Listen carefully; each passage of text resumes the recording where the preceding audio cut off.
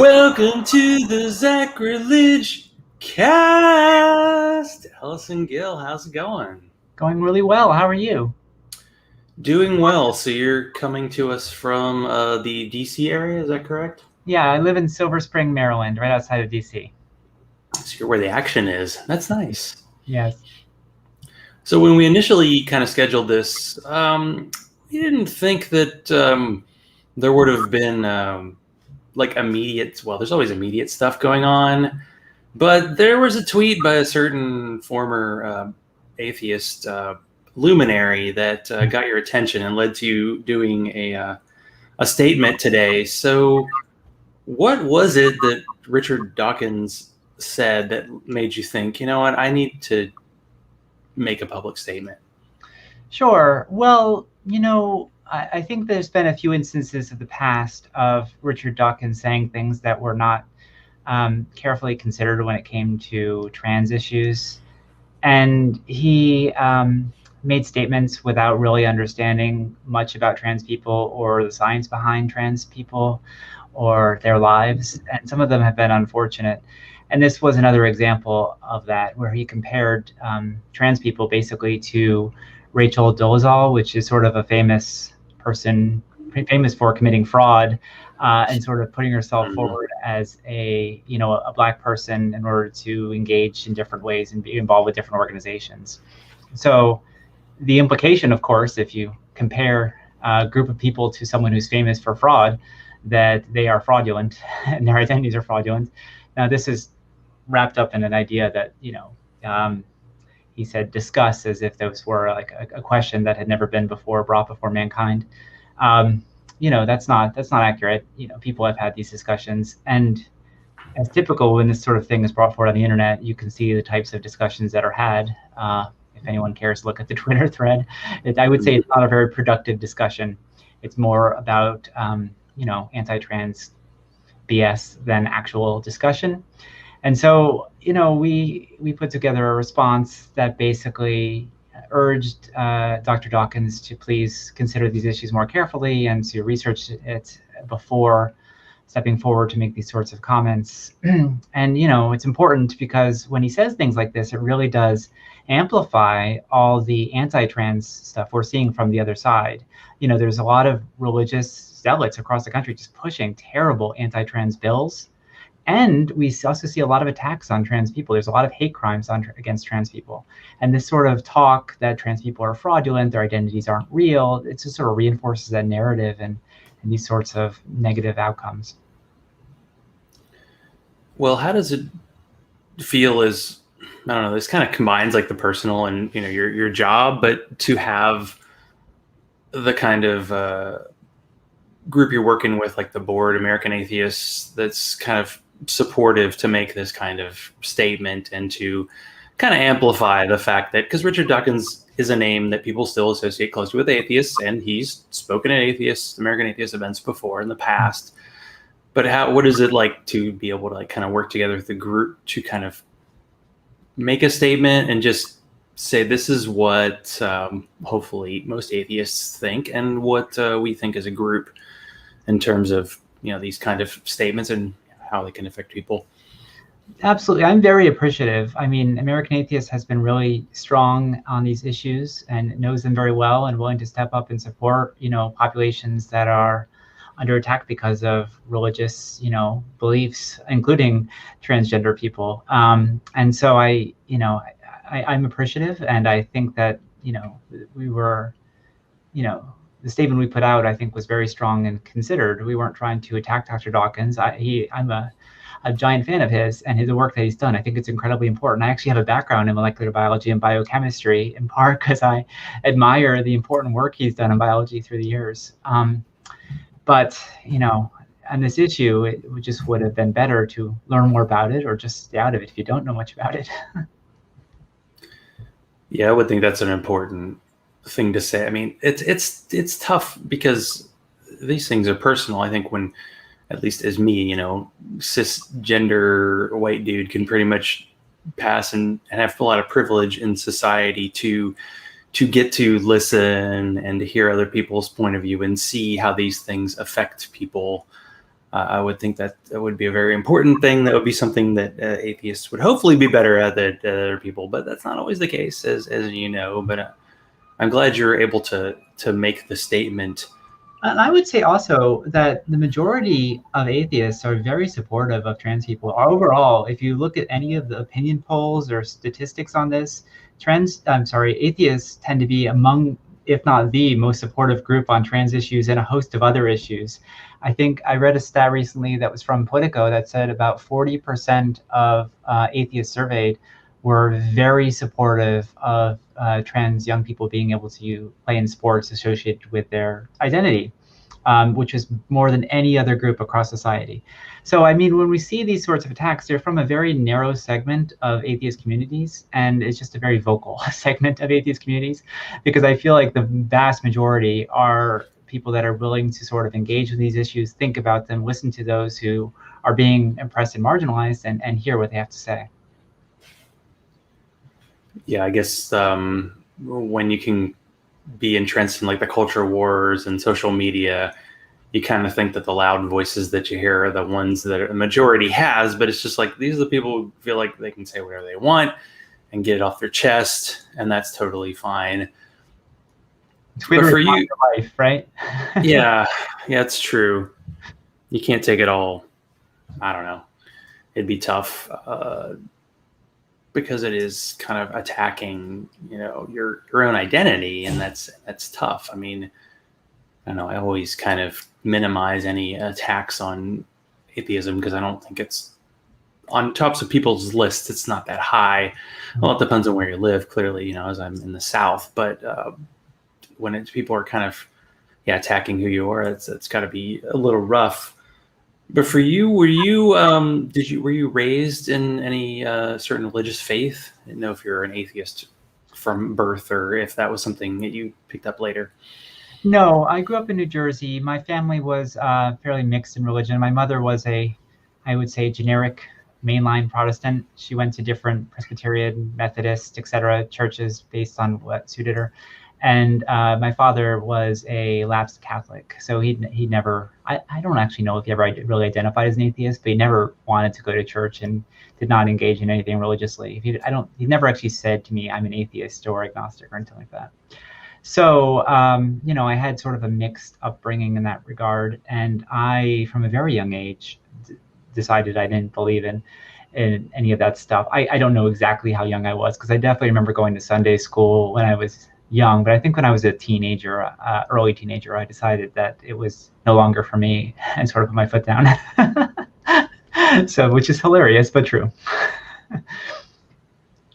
I mean, you got to do what you got to do. I don't know for some people they were really in and then got out, but I didn't think it was a big part of your story. Like, oh, I was a believer and then came out, but I was just interested to hear that. I did have some negative interactions with religion when I was in New Jersey, though. Like one story I have is that I went to this magnet school, which is, a public school, but it's like a specialized school out on Sandy Hook, which is sort of out pretty far away from where I grew up. It's about an hour and a half in the county from where I grew up. And so I didn't have all my friends were scattered all over the county, and I didn't have a lot of friends like in the actual town where I lived, which made it challenging to, hang out with people and do things when I was in high school.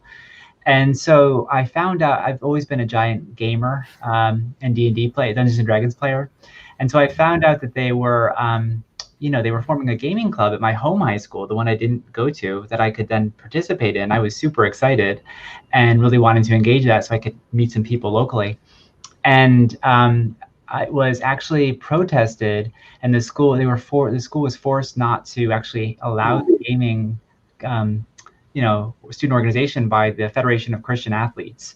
They sort of protested and they called it satanic, and this was the days where it was in the 90s, so satanic panic. Yeah, I was wondering, the satanic panic was a very 80s, 90s. It seems like it's maybe making a renaissance in a bit, but Dungeons and Dragons, that was rough stuff right there. Yeah, exactly. And anyway, they managed to stop it from ever forming. So like this religious group has had to be, I don't know, moral busybodies and stop me from making friends in my town, which was not great. before you're able to overcome. Do you still do any of that Dungeons and Dragons stuff? Is it? Tons. Because I felt like there was a time when I was growing up, is like, oh, you play games as a kid and then you grow up and it's over. But then as I grew up, people just kept playing video games and board games. And now with people being stuck in their homes, they're doing it online. So it seems to be, they're in podcasts about Dungeons and Dragons. Absolutely, they're great. I follow several of those closely, and I play into games and I run to games. So I would say it's a major pastime. Plus, the Venn diagram of like kind of people on the nerd scale and being atheist is kind of a circle. There's it's just about anyone. Yeah. But I've written some D&D books. They're under a different name. I wrote them back a while ago, but they were I guess they were in 3rd edition and 3.5th edition. I don't know if you want to get that far into it. I don't I don't know if you know much about Dungeons and Dragons. Have any of those books in your bookshelf behind you, or no? Those are all cool legal tomes. Yeah, in the other room over there. Well, Deborah in the chat room, big legal geek, so can definitely do some law discussion on that. When I was at questions, I know where to go. But in terms of like growing up, when did you kind of know that you were different and that you were like, you actually had like terms and words to discover yourself as being trans? I don't have a specific time when I realized it. Since as young as I can remember, I knew I was sort of a girl, if that makes sense. I don't really, I didn't really have words for it until I was like older and like in high school. But I knew from very young, and it was always very distressing. So it was really challenging, especially going through like puberty and that sort of thing was really, really, really distressing. And so, it was, I don't really have other words for it. Well, I couldn't see how it could be anything else. Remember, really? Oh, I'm sorry. What'd you say? Well, I mean, the term is that people use gender dysphoria, and it comes off as like a clinical term, but just to be growing up and be seen as one thing and realize that that's not who I really am has to be, a stressful thing. It was stressful, and I had a lot of depression as a child, and because I was afraid to talk about it, it was unclear to my family what I was depressed about or why I was having so much depression, So that was challenging because I was afraid to talk about it, and I didn't really transition until I was in my mid-20s. There was just, when I was young, I may look young, but I'm, in my 40s. When I was young, there was no resources out there about trans issues. So there was just nowhere for me to turn. I feel it's very different these days for trans young people. They're able to find resources and, know what trans is or how to sort of get help. That just did not exist at all. And the internet was not nearly as developed then as it is now. So the first time I really sought help was I was in college, and I didn't even know where to turn there. Now they have like LGBT resource centers and that sort of thing. Mm-hmm. But when I was in school, they didn't have that. And so I called up like the psychology department and I asked them, hey, can I get some help with gender dysphoria? And they're like, we don't know what that is. So I'm like, oh well. So it was really challenging, at that time. Yeah, you hear stories a lot about people who realize they were atheist and then go, I didn't think anyone else was in my area, or I didn't know anybody. And you can't just like ask every person to get, because you get a very negative response. But But do you, I mean, this is more personal than your work with American Atheists, and we'll definitely get there shortly, but is it for you to be able to like connect to like trans kids who are struggling because there are all these laws trying to be passed, like limiting their ability to transition or even have access to doctors? And, in the state of Georgia where I live, they're actually having, possibly having doctors check people's genitals to play sports, which is kind of gross no matter what sports it is. That seems like not what they want to do. But how do you, I don't know, like connect with, how you felt when you were that age, or how you Yeah, I handled used it? to earlier in my career, I used to work mostly in the LGBTQ movement, and a lot of the work I did was focused on LGBTQ young people. So I used to work, for example, with GLSEN, the Gay, Lesbian, Straight Education Network, which focuses on anti-bullying policies and non-discrimination laws. And so I've done a lot of work with them. I was also the government affairs director at the Trevor Project previously, and they focus on suicide prevention among LGBTQ youth. So I've done a lot of work in this field in different and also I worked at the Human Rights Campaign, so focusing on these issues there as well.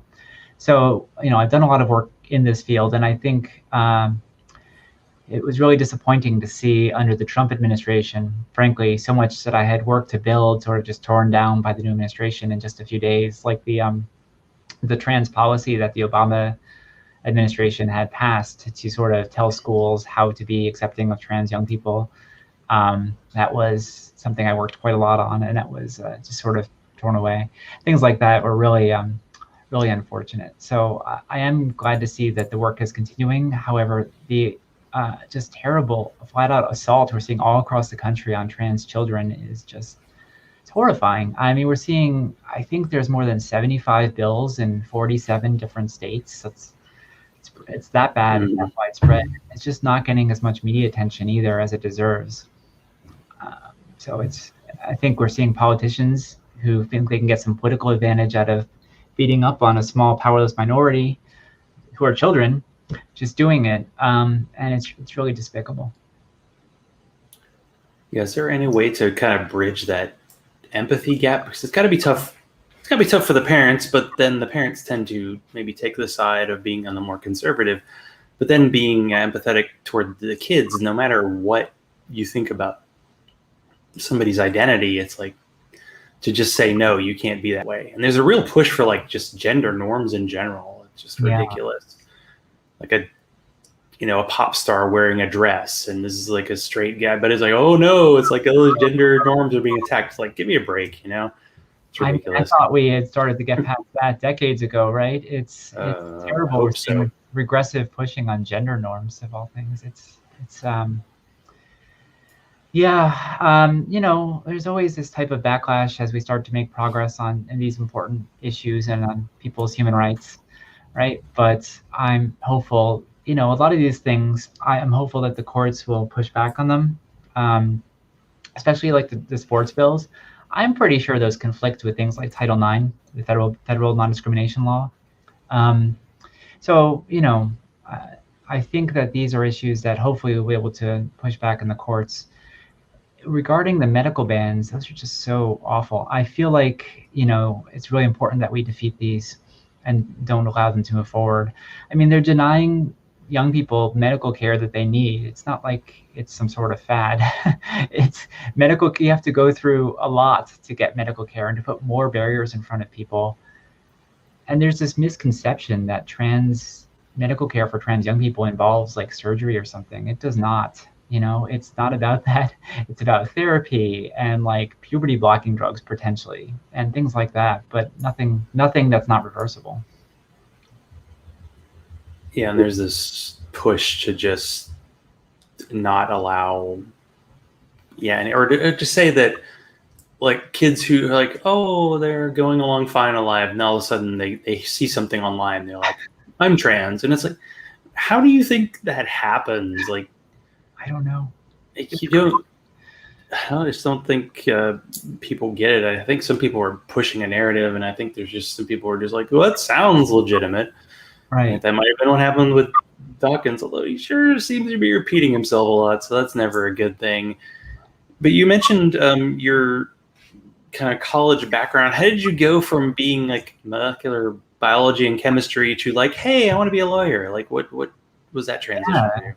Well, I did mock trial when I was in high school, so I had a little bit of some of that experience, and I really enjoyed it. When I was I always wanted to get a PhD and, work in labs. I was very into biology and biochemistry when I was younger. And I did that for 4 years in college, and it was okay. I learned about it. I realized I'm not quite as much of an introvert as I thought I was, that I actually need to see people and not yeast at some point during the day. And so I realized that it was not probably the best career for me. And so instead, I went to law school, and originally I had hoped to sort of combine my love of science and my love of law and do patent law. And so I did study quite a lot of patent law. I worked in that field for a bit, but I ended up focusing more on civil rights issues, particularly after I transitioned. So that's how I got more engaged where I am currently, working in the LGBT movement and then in the secular movement. Yeah, so you always wanted to be kind of in the nonprofit side, like, they make the joke about lawyers, like, oh, they're going in for the big bucks, but No, really you're like, hey, let's make some social progress here. no, I actually All wanted for to do good, finally. patent law. Like I really wanted to do patent law. That was my goal. I wanted to I mean, it's really a fascinating field to combine science and learn about cutting edge things and figure out how to protect them legally. It's really interesting, I think. But yeah, so I did not want to do that. However, that's where I ended up, in part because I faced unfortunately, some employment consequences when I came out, which all too Mm. often happens. And I had a lot of trouble getting into the field without any sort of references and a different name. And so I was sort of forced to go into civil rights stuff, but then I found it really suited me a lot better. So, and I really enjoy it. So I, just sort of stayed in it and went along. You never can predict these things though, right? That's true, yeah. So how did you end up at American Atheists? Well, I guess in 2015, I was doing consulting work. I had formed like a small consulting firm and doing work for nonprofits and foundations. And then when Trump came into office, I just saw him doing horrible things and tearing up regulations and like undermining important civil rights protections. And I felt kind of powerless and like I wasn't really accomplishing a lot. So I started to look for opportunities to go into civil rights and look for appropriate things that would, fit me in my background. I've been a big fan of American Atheists for years and years. I don't know. I remember the whole Bill O'Reilly situation with David Silverman back in the day, and I was a big fan of that. So that was I remember seeing that live at the time. But so I've always known about the organization, and when I saw they had an opening, I was like, oh, I'm definitely going to put my name in, and it just sort of worked out. So it's really it. So at a high level, like, what do you do on a day-to-day basis? Your position, VP, I think it's legal and policy. I want to make sure I get the correct That's term. right. Sure. So I run our DC office. I manage our staff there. We have a litigator who's full time, and we often have law clerks, usually somewhere between 0 and 3 law clerks.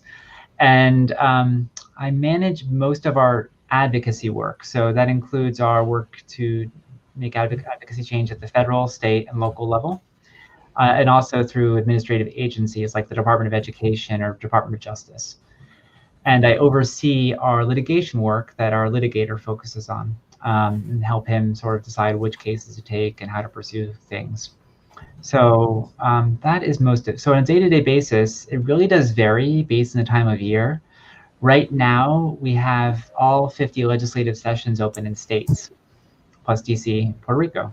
So there's a lot happening in state legislation. And a major part of that, since I began at American Atheists, one of the major focuses has been shifting to state legislation, because I feel like we can get more done in the states, both pushing back on negative things that are happening and also working to promote positive laws and policies. So, right now, when all the states are active, there's my cat. Oh, nice. Yeah, this is Cat appearance. Anna. Oh, tuxedo, nice. And so, what was I going to say? So right now it's really, really busy with state work, right? And then as those start to close, we'll be able to focus more on other types of advocacy. For example, administrative advocacy with the new administration, and focus on some of the federal work that needs to be done. But right now it's mostly state work all the time. Yeah, I guess that's a big thing. So do you have? I know American Atheist's goal is to have 50 like state directors, and I listened to an interview you did with Aaron Ra a couple years ago, and you said there are a few states that are missing. So you still you got people in every state now? Not yet. We're growing it. It's been, I mean, one of Yeah, I the bet. ways we find people is to travel to meet people at events in different locations. And for the past year, that's not really been feasible, right? So it's Mm, been challenging. Um, so yeah, no, it's still growing. And our field director, Sam McGuire, is really in charge of that program. She's fantastic and, travels a lot to meet different groups and find suitable people that could be either full state directors for the entire state or assistant state directors for like a municipality or a particular area. And so we've got a lot more assistant state directors, and it's best to have like a team we find in the state. So both a state person and a few assistants, so that they can work together to sort of work with local groups and advance policy goals, all those sorts of things. yeah, understood. So you gave a talk a couple years ago at the American Atheist Conference about Project Blitz. So how did you kind of discover it, and how are we fighting this kind of Christian nationalist push in the country? Sure. So I can't claim credit for discovering it. It was actually Frederick Clarkson at PRA, Political Research Associates, I think, that discovered Project Blitz. And he wrote this great article comparing it to ALEC, which is a pretty famous sort of conservative business association that puts forward, right-wing bills and sort of copy pastes them to state, different from state to state to state. So he called it the ALEC of Christian nationalism. And so he put forward, he helped make aware everyone of this model policy guide that they have, which has over 20 different model bills in it. And also this network that they established in different states around the country. They have what they call state caucuses. So like prayer caucuses in different states. So, this was all originally on the internet. They weren't even sort of hiding it. And based on our work, us and PRA and working in coalition with different groups, we're able to really elevate this in the press and make many more people aware of it. We actually did a Hill briefing on this at the Capitol Hill a couple years ago to raise more awareness. And since then, they've actually removed much of the material from their websites, and they've been much more secretive because it's much more difficult for them to pass these sort of photocopied laws that are directly related to Christian nationalism with the level of observation that we sort of focused on them. So I think that's been successful in many ways, although frankly, these bills are passing this year. I found probably the most Christian nationalist bill ever, unfortunately, that was just moving forward in Texas. We just submitted testimony on it. It's being heard tomorrow. They already have bills allowing Bible classes in schools, right, in Texas. Right. It says that the Bible classes are allowed to serve as a substitute for social studies. Oh, So I can't, yeah, what a great example of Christian nationalism right there, right? The Bible serving as social studies. There you go. so we're getting some probably a David Barton book or two in there. I'm sure. It's one of the, I don't know, those names that people don't know. I feel like it was Mike Huckabee mentioned him on Jon Stewart, so he had him on, and he became, and people were like, oh, yeah, I don't know. It seemed like being like openly Christian nationalist was a winning strategy, and now maybe it's not. You think because like Biden won and everybody thinks, well, the Democrats are in charge, that might actually be a bad thing, because in a way people think, well, we're good because we have a president who's not just openly courting evangelicals. When you're looking on a state level, it's definitely a lot of red going on. Yeah, I don't think that's the case. I think it was a little bit the case under President Obama. I think people did tune out a little bit. I think after what we saw on the Hill on January 6th, and what we're seeing in the states, more so like these waves of negative bills, it seems to me that people are paying a lot more attention, which is great, to this issue. Like, they're not just going to let the issue drop regarding treason and Christian nationalism and those things. So I think people are paying a lot more attention to it. But who knows what will happen in the future? I think it's part of our work is to keep people focused on these bad things that are, to point out when bad things happen and also point out successes, because frankly, there's already been some under President Biden, which is great. I mean, we're not where we want to be, but he is starting to roll back some of the worst things. Starting to. Well, I mean, speaking of successes, and we can't, be totally negative on this episode. How was the latest American Atheist Conference? The one that, because last year was supposed to be in person, then it became virtual, and this year's conference was virtual all the way. What was it like? Now that you've had a week to kind of recover, what was it like doing the virtual conference, like all the way? Easter great. weekend. Yeah, I was. I'm not. We have other staff that sort of manage the conference, so I presented, but I wasn't like setting it up in the background. And it looks. It was fantastic. I was not as familiar with the platform that we use, but I think it was really, really great. We had over 1,000 people register, which is a little bit more than a typical conference, and we had over 850 people actually attend at different points during the weekend. So I think it was very successful. It's always different to have a virtual conference versus online, but I think a lot of the features allow people to get together in like breakout rooms and have we actually had discussion around Star Trek, for example, in some of the rooms. So that was fun. I just noticed that because I saw a previous person that you interviewed with Steve Schreier, and it was just reminding me of that. Anyway, so regardless, it was a lot of fun breakout events and a lot of good social stuff, as well as the important activism. And I really liked the programming that we did as well. I think it highlighted a lot of important issues that, like, for example, there was a panel of folks who left very controlling religions, like Jehovah's Witnesses, for example, and a couple others. So it was evangelicalism, Mormonism. So it was really good to hear those stories, and I think that's an important perspective that people don't often hear. And are you planning on doing in-person conference next year?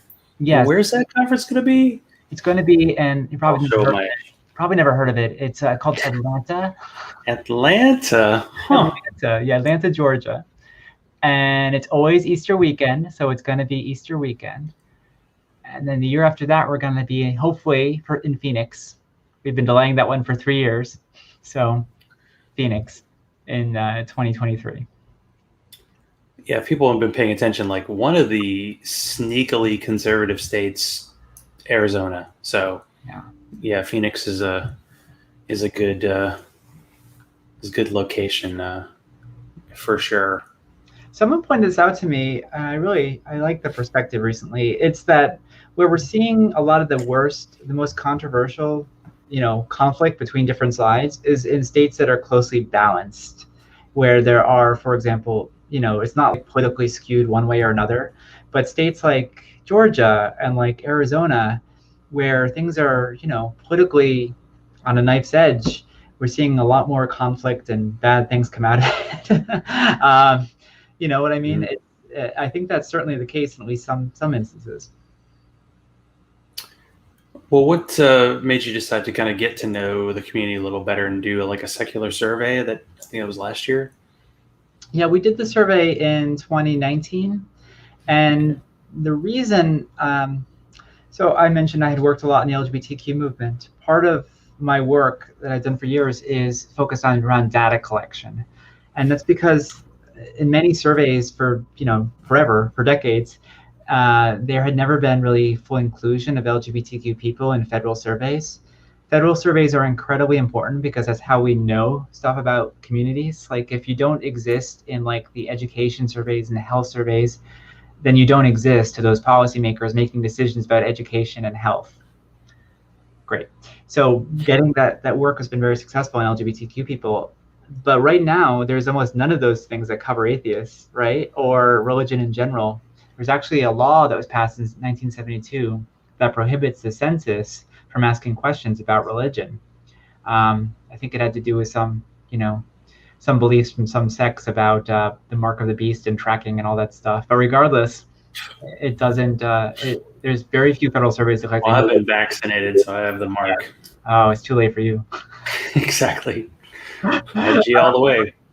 But regardless, there's not a lot of data collection. So if the federal government isn't doing it, that means we have to do it ourselves as a community in order for us to have accurate data about our secular communities. We have to be able to talk about what, not just anecdotes, but real reality, what people face in their lives, what challenges they have, like what issues are important to them, where people live, how they identify themselves. These are all really important questions, and we just completely lack data. So now we had over almost 34,000 people participate in the U.S. Secular Survey, and we produced a report last May called Reality Check, and it's all available at secularsurvey.org. So secularsurvey.org. And we're in the process of releasing like subpopulation briefs. Like we released one earlier this year with the Secular Student Alliance, focusing on young people ages 18 to 24, so a subset of the full data. And we're working on several others at the moment as well that will be coming out this year. So do you have any like sneak previews and some things that you've learned from that data that I didn't know if it was surprising or just interesting facts? Yeah, it always struck me, having grown up in New Jersey and living in DC area, how people in different areas of the country experience being non-religious, right? It's very, very different from where I grew up, where I mentioned like one minor thing that affected me because of, religious issues, than growing up in like Alabama, where it's very different. And our data really, really backs that up. Like we're seeing threefold differences in levels of discrimination in education, for example, in very religious communities versus not very religious communities. So the level of religious oppression for non-religious people is just so much higher. It's really significant. And I feel like those of us who live in, more diverse communities that are less religious sort of take that for granted. We think, oh, this isn't really a problem. There's not really discrimination against non-religious people in this country. But that's really false. It is absolutely the case in schools, in work, in, just going to the bank, all sorts of different places. People face discrimination for their non-religious beliefs. And, we have to talk about that and we have to figure out what to do about it. So that's one of the major outcomes of the survey, I think, is the most important. Well, I would hope this community is big on numbers, so to be able to have some results that people can kind of go, oh, people actually will listen to it. That's a good cause. Yeah. And there are a lot of kind of petitions that you do as part of American Atheists, and one was about a proposal to remove restriction on SBA money to churches, like the Paycheck Protection Program. What happened as a result of that? What is the action that the Biden administration has done? Sadly, that's one that we lost. So basically, under the CARES Act, with all the employment paycheck protection money was coming out, we encouraged the Small Business Administration to say, we understand you want to give this money to everybody and you don't want to leave out anybody, but to the extent people are going to be using this money for actual religious worship, you cannot use government money for actually, supporting religion. I mean, it's one thing if you're using it to run a soup kitchen or something, that's just service, that's cool. But to the extent you're actually using it for paying a minister who's doing services, then that should not be reimbursable. So the government should not, they should not forgive the loan. They should it should be required that the agency or organization pays it back, right? And so that was what we were pushing for. Unfortunately, the Trump administration was just completely unwilling to even discuss the issue, and we just did not make much progress. And now basically the administration, the program's over. It's not really continuing at the moment. And so we are trying to get in to speak with the new leadership of SBA to sort of talk about the issue and how they could revise it and think about how to respond better in the future, and maybe put contingencies in place and change the regulations so that they act appropriately in this area.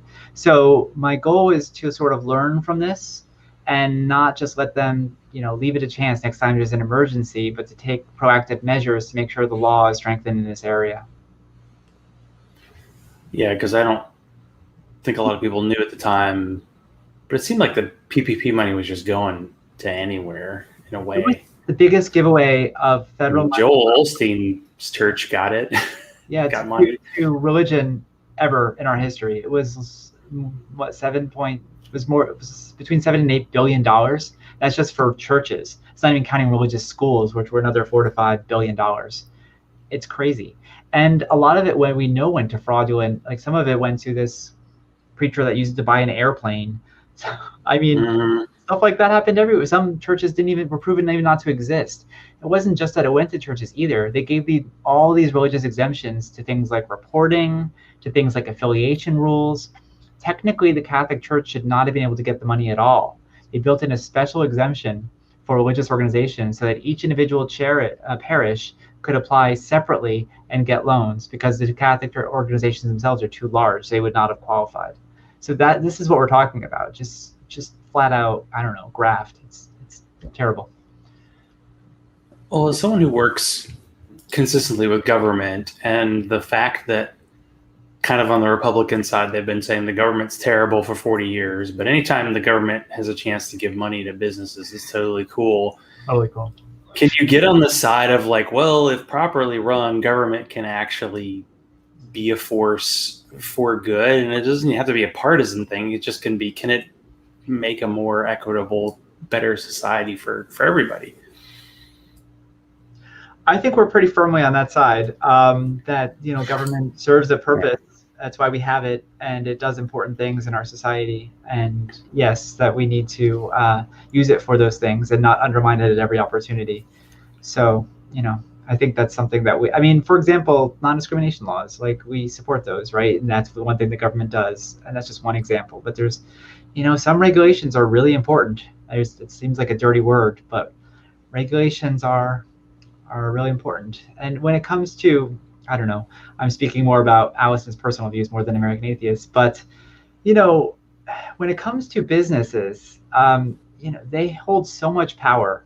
And the only power that average citizens have is the government. And people sometimes forget that, right? That the only power that people have is the government. So the only real way to contest against businesses. And so unless you want businesses to run roughshod over your rights in every way and dimension, the government is the answer to that. So you kind of have to set these things up in tension.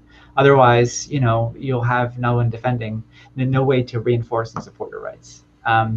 So I tend to think about these big monopolies of power and how we can prevent any of them from being tyrannical, not just the government, but also businesses.